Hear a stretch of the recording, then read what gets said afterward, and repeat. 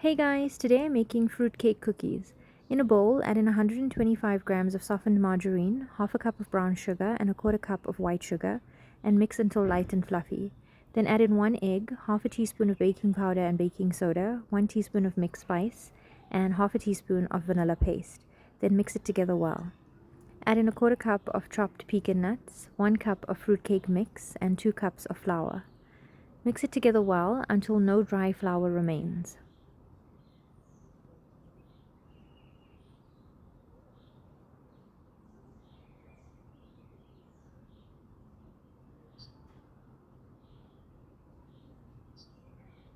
Use a spatula to scrape down the sides of the bowl.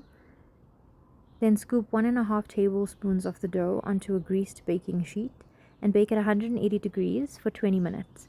Remove it from the oven, then place it onto a wire rack to cool completely, and it's ready to serve. Enjoy! Thanks for watching, guys. Don't forget to like, share, and subscribe. Bye!